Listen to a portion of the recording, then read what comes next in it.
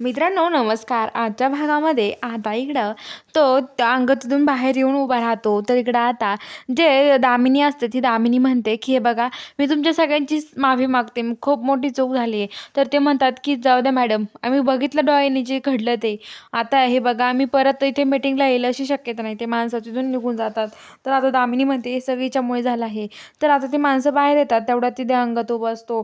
अंगद लगेच त्यांना बघून म्हणतो, की "ओ साहेब, ओ साहेब." आणि ते म्हणतात, "काय झालं?" तर आता ते म्हणतात, की हे बघा मला ना धैर्य सरांच्या मदतीची खूप गरज आहे. त्यासाठी मला सावी मॅडमनी ते बोलावून घेतलं होतं. पण सावी मॅडम आता मला धैर्य सरांची गाठ घडून नाही आणत आहे. त्यांना भेटवत नाही आहे. तुम्ही त्यांचा नंबर देता का प्लीज?" त्यांचा नंबर पण दिला नाही त्यांनी मला. तर ते म्हणतात, की "हो, तुम्हाला नंबर पाहिजे का? ओह सॉरी, पण आम्ही त्यांच्या परवानगीशिवाय तुम्हाला त्यांचा नंबर नाही देऊ शकत." तर ते म्हणतात, की "ठीक आहे मग." आणि आता लगेच ते माणसं लगेच तिथून जातात. तर इकडं ते माणसं मनातल्या मनात म्हणतात, की आपण नंबर द्यायला नको. कारण की जर धैर्य सरांना कळलं तर धैर्य सर बोलतील आपल्याला आणि हे मोठ्या लोकांच्या लफड्यात पडायलाच नको आपण. आपल्याला काय नागेनी नाकी नऊ असं म्हणतात आणि आता तिथून माणसं जातात. तर इकडं आता लगेच जे द द दामिनी ते आहे, दामिनी आता खूप चिडलेली असते तिच्यावरती.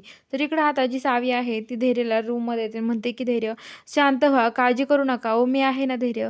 तर आता ती इरा म्हणते, "काय गं, तुझ्यामुळं माझ्या धैर्यांची आज ही अवस्था झाली आहे. का तू माझ्या धैर्यांना एवढा त्रास दिलास गं? तुझ्यामुळं आज धैर्यांवरती ही वेळ आली आहे. कोण मुलगा तो तुला भेटण्यासाठी आला गं? तुला कुणी पण भेटण्यासाठी येतं. काही वाटत नाही का तुला? काही माझ्या धैर्यांसोबत त्यांचा अपमान नको करू जो माझ्या धैर्यांचा." असं म्हणत असते आणि ती म्हणते, की "हे बघ, अजिबात माझ्या धैर्य परत इथे कोणाला घेऊन यायचं नाही. तुझ्यामुळे माझ्या धैर्यांना त्रास होतो. अशी किती लफडी झाली तुझ्या बाहेर." असं सावीला काही पण बोलायला लागते. तेवढ्यात सावी आता इराला तोंडात मारते आणि म्हणते, की "इरा गप्प बस." आणि ती म्हणते, "धैर्य तुम्ही तरी समजावा ना हिला. हिला काही सांगा ना." तर धैर्य म्हणतो, "काय समजावणार तिला? अरे अगं तुलाच काही कळत नाहीये. उगाच तू आमच्या घरात आली आहेस ना. माझ्या डोक्याला शीण झालाय. मला तुझ्याशी बोलायचं काय? तुझं तोंड बघायची पण इच्छा नाहीये. चल इथून जा. नाहीतर आणि धैर्य तिथून निघून जातो. तर आता इकडं जी सावी आहे, ती सावी तिथेच आता ती म्हणत असते, की "रा तुझ्यामुळे आमच्या दोघांमध्ये भांडणं जुळतायत. तू आमच्यापासून लांब राहा ना.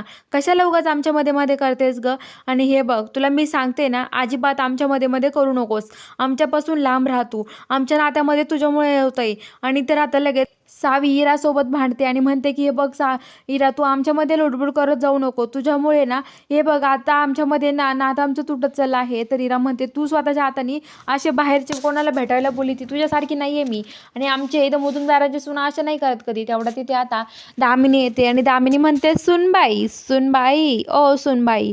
तर ते सुनबाई तर आता तिला सावीला वाटतं तिलाच म्हणते, पण तिला नसते म्हणत. ती इराला म्हणत असते.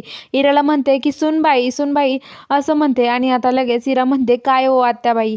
तर आता लगेच म्हणते, की "काय गं हे सूनबाई आवरलं की नाही? चल हे बघ असं टाईमपास करत बसणार नाही. आपल्या घरची कामं नाहीत.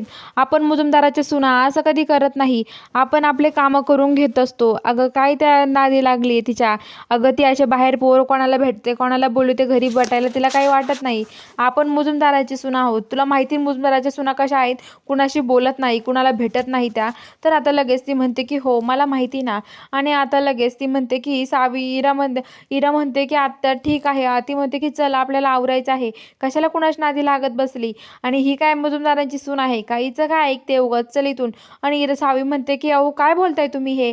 तर आता ती म्हणते, की "काय बोलताय म्हणजे? सावी तुझं खरंच चुकलंय. तुझ्यामुळे माझ्या धैर्याला बरं नाही करत आहे तू.